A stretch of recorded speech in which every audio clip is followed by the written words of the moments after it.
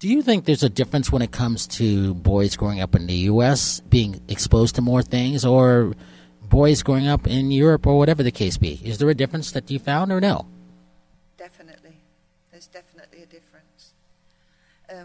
But I will say the difference I see here more is that when women and men get married here, it's kind of for life. Even if they separate or divorce, it's for life. And I think that's the circumstances rather than the people. It's been created in that way that men have to then support their wife and children the rest of their, most of their lives. And that is a struggle. So my idea and my message is really do some research to find the right partner before you make that commitment. Don't feel pressurized to marry because she wants you to put a ring on it, or because your parents say it's time to get married and have children and settle down. You will be ready when you are ready. So don't feel pressurized to do anything until you're ready, because chances are you will make a mistake if you feel pushed or pressurized. What was easiest for you to write about in here? When you look through this and, I finished writing this book, what sticks out to you? I'm very passionate about kissing. I already knew that. I could tell. Did you see the look at her face? I already knew. I think the kissing part was easy because I love kissing. And I think kissing is so important in a relationship, any kind of kissing. So, whether you say goodbye, whether you say hello, and it's just, the first passionate kiss really tells a lot. And I say that in my book, it's in the kiss. Well, it's funny. I don't recall seeing anything about kids or boys learning that, but that's important because that's even a little girl growing up. It's about the fantasy of having that kiss that a little boy that she may like, right? Yes, and there is nothing better than somebody that you're very passionate about to have a passionate kiss. I mean, I don't think there's much better than having a real passionate kiss. What do you hope the audience gets out of seeing, picking up this book, going to a bookstore and reading it? What do you hope they get out of reading this? I hope it gives them the tools and knowledge to work things out with their girlfriend or wife or partner.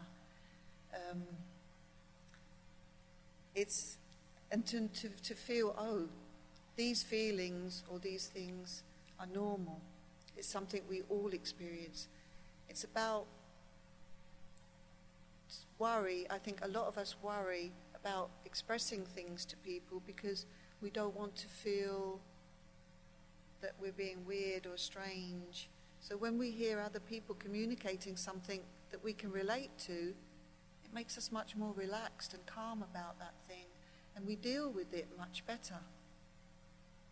When you were writing this, did you go to like a Starbucks, or did you write it in like one room? Did you write it in the morning or late at night? What was the whole process for you, and how was that?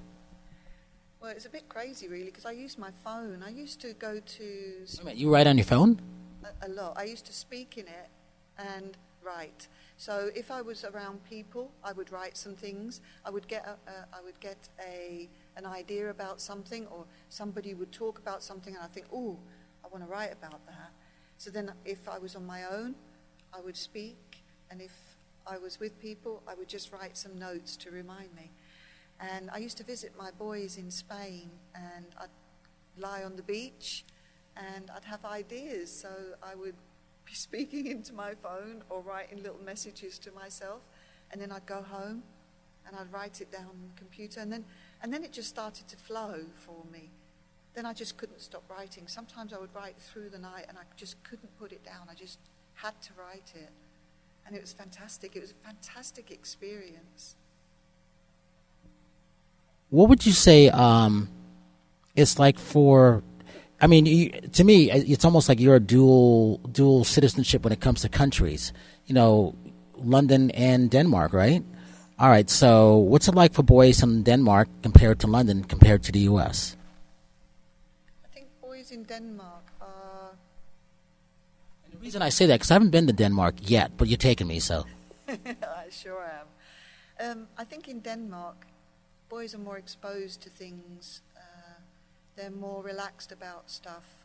I'm not sure that this book would be as popular in Denmark as it would be in England and here in America, because things are much more open and talked about.